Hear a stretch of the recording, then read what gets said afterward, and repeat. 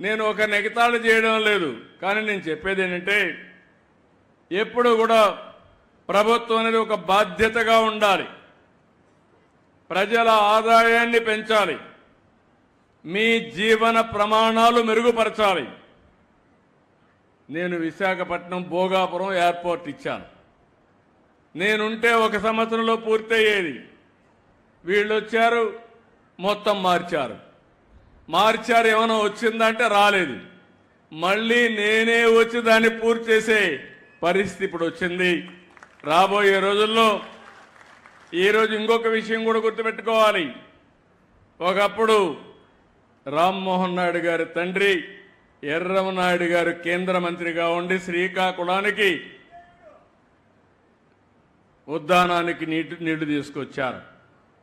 ఈరోజు మళ్ళీ రామ్మోహన్ నాయుడు గారి ఆధ్వర్యంలో భోగాపురం ఎయిర్పోర్ట్ పూర్తి కాబోతుంది. అది శుభ పరిణామం ఈ జిల్లాలకి.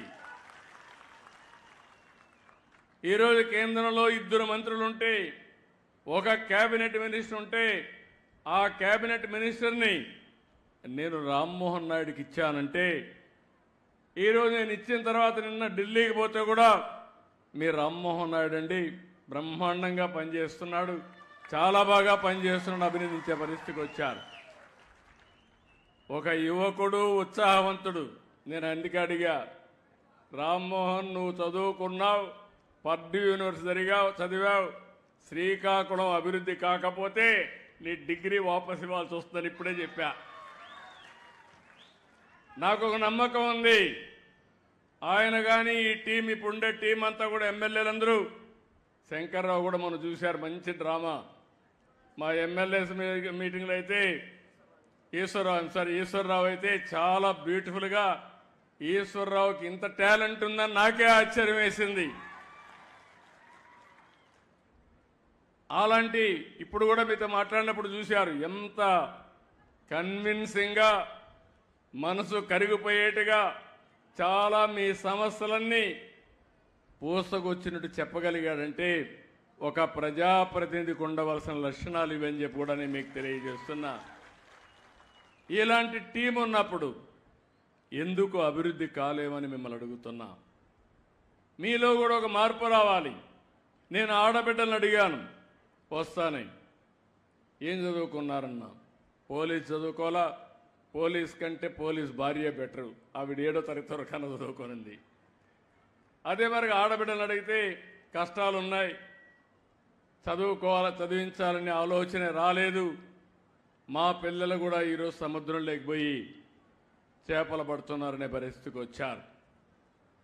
అంటే జీవితాంతం తరతరాలుగా వారసత్వంగా మనకు వచ్చిన వారసత్వాన్ని పేదరికంలోనే బతకాలని అడుగుతున్నా. అనేక అవకాశాలు ఉన్నాయి. అలాంటి అవకాశాలు ఉపయోగించుకుని మనం ముందుకు పోవాల్సిన అవసరం ఉంది. ఈరోజు మత్స్యకారుల విషయానికి వస్తే దగ్గర మీరు చూసినప్పుడు మన అన్ని గ్రామాల్లో తీర ప్రాంతం అంతా మత్స్యకారుల గ్రామాలు ఉన్నాయి. మనం కూడా చేపల విషయంలో అందరికంటే ఎక్కువ ఆంధ్ర రాష్ట్రం ముందుంది. 555 గ్రామాలు మత్స్యకార గ్రామాలు ఉన్నాయి. కానీ 555 గ్రామాలున్నా నేను మీ గ్రామానికి వచ్చానంటే ఈ గ్రామం దశ దిశ మార్చాలి, మీ కష్ట సుఖాలు అర్థం చేసుకోవాలి. తద్వారా రాష్ట్రానికి కూడా ఒక మెసేజ్ ఇచ్చి అన్ని మత్స్యకార గ్రామాలని బాగు చేస్తామని చెప్పి కూడా నేను మీకు తెలియజేస్తున్నా.